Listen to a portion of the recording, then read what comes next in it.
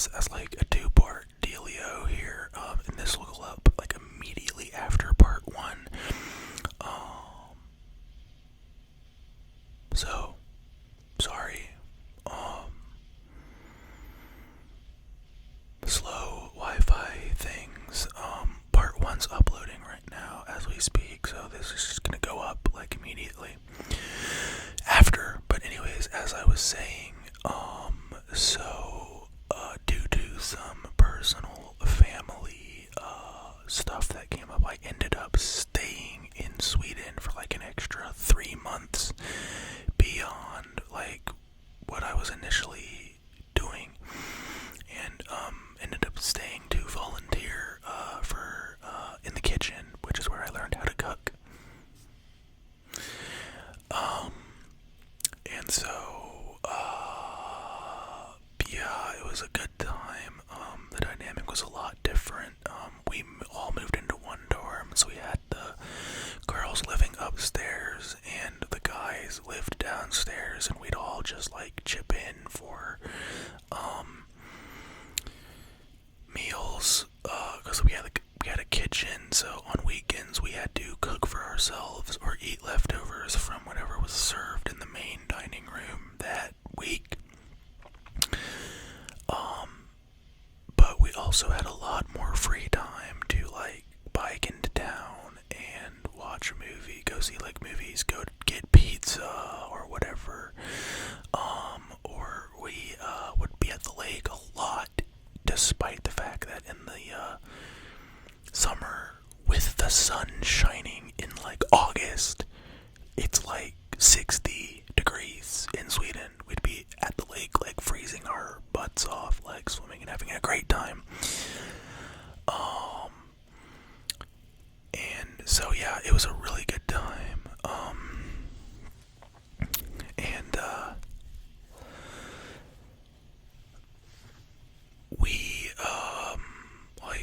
take weekend trips to like other towns, and you know, kind of just go hang out. And one point, a group, some of my friends, I had left by this point. I think that, or I was doing something else that weekend.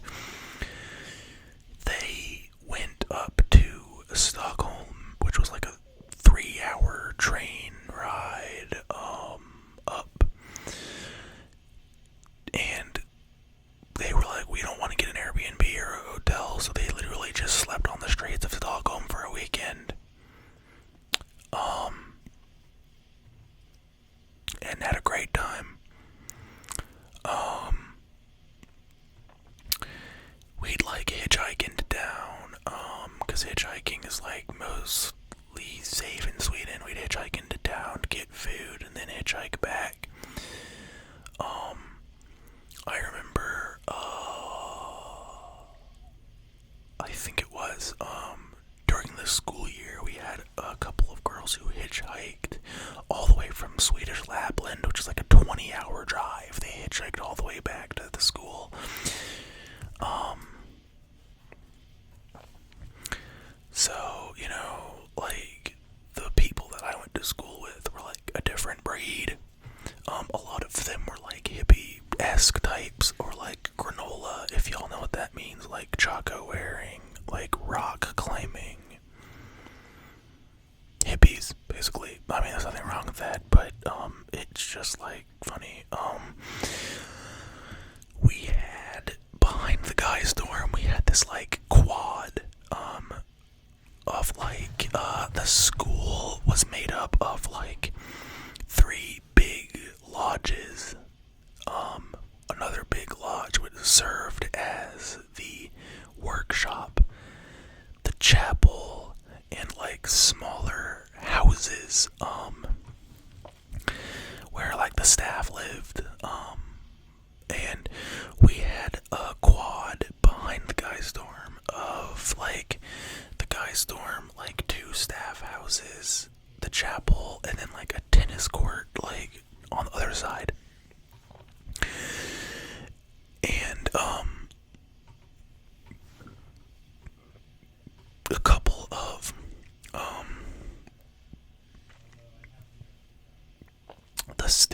roommates found a couch at the Swedish equivalent of a flea market. What is the word? They have a word for it. I need to look this up. Yeah, 1 second. I'm looking this up.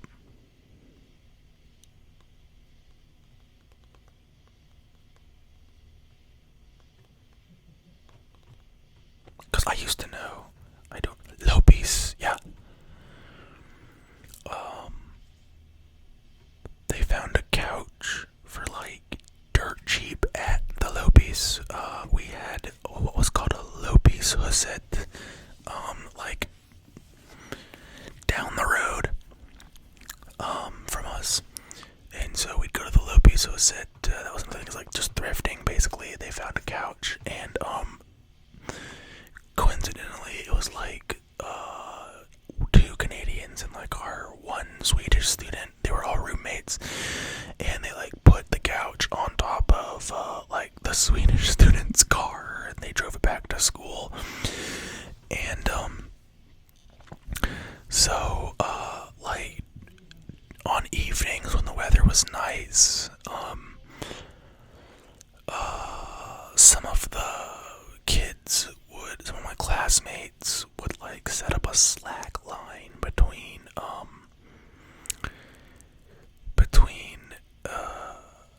the trees, and we'd like pull the couch out from the back porch and like sit out on the quad and like slack line, and like we'd drink coffee and like sit around and chat and stuff.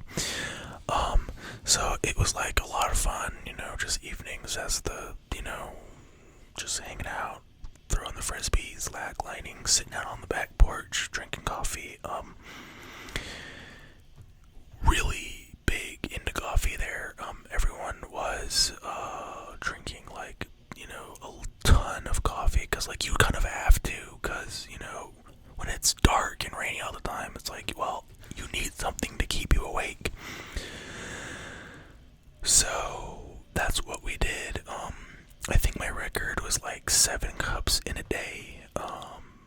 It's ridiculous. I felt horrible. Like I had the caffeine jitters, but it kept me awake.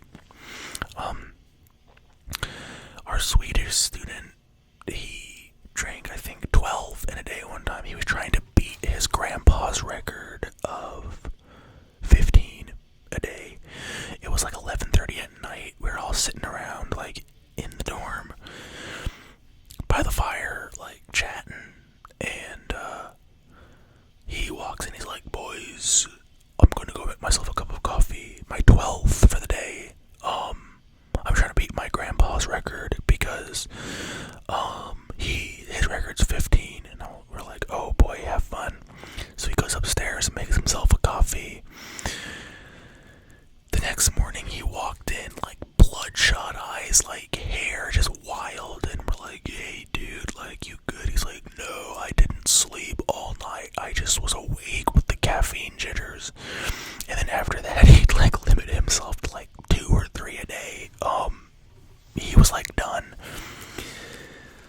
But yeah, so like the guys' dorm, we had a coffee bar. Like we'd do pour overs, grind our own coffee. Sometimes have the girls come over and like we'd make coffee for them and stuff. It was like a super tight knit community. Like everyone was friends. So yeah. It was a good time.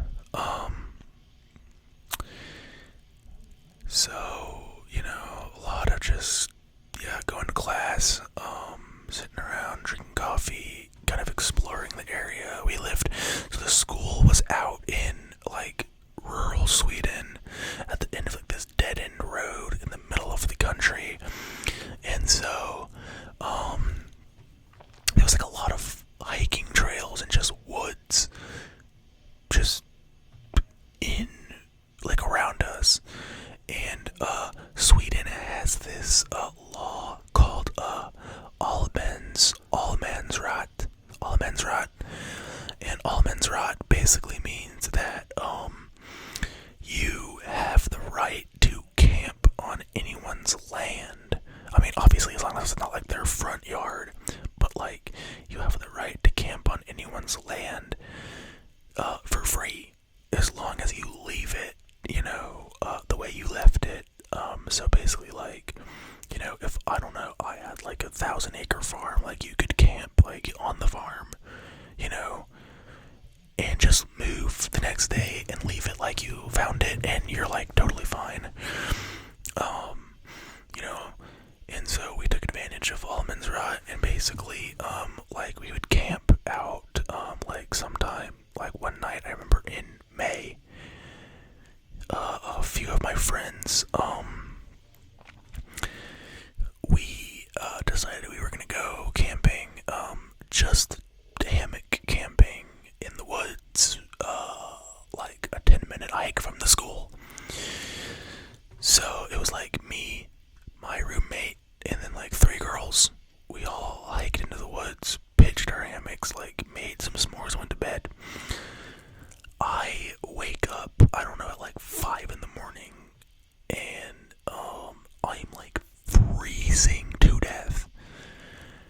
And I have to pee like really bad, but like our hammocks were like stacked. Like my roommates was here, and mine was like stacked on top of it, like in the same tree. And then the girls were triple stacked in another tree. And so I'm like laying there, and I'm like trying to figure out how to get out of my hammock, which is like a good, I don't know, 8 feet off the ground probably, without hitting my friend. Eventually, I figure out that he's not there. I'm like, oh, he must have,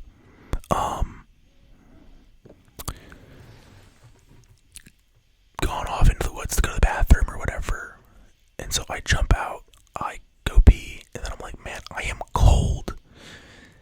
He's nowhere to be found. He probably hiked back to the dorm and left his hammock, which is exactly what he did.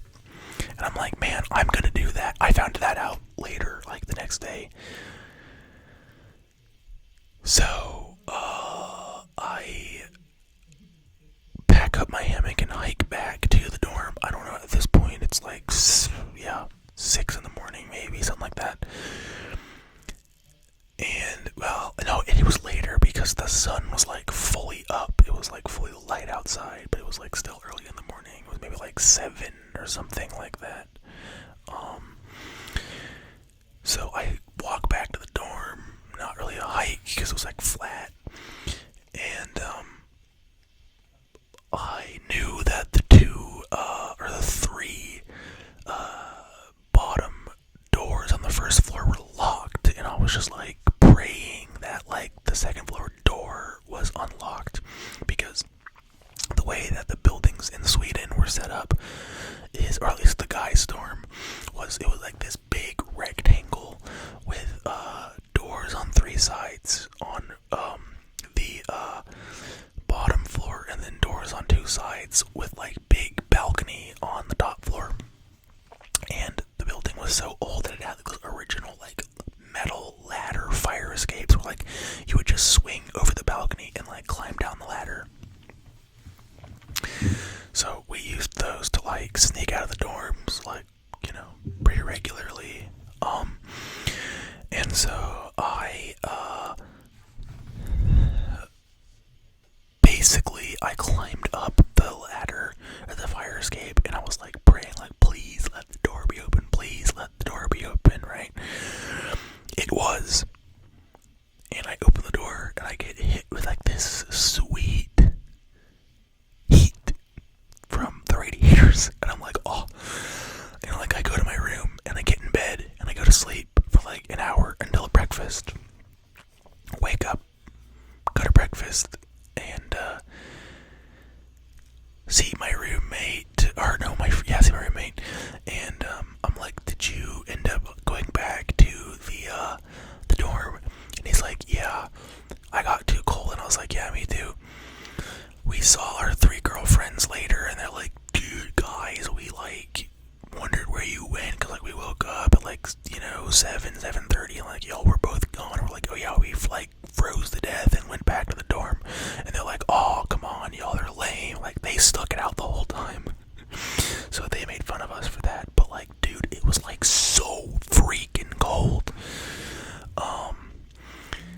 and like we just were not prepared for that.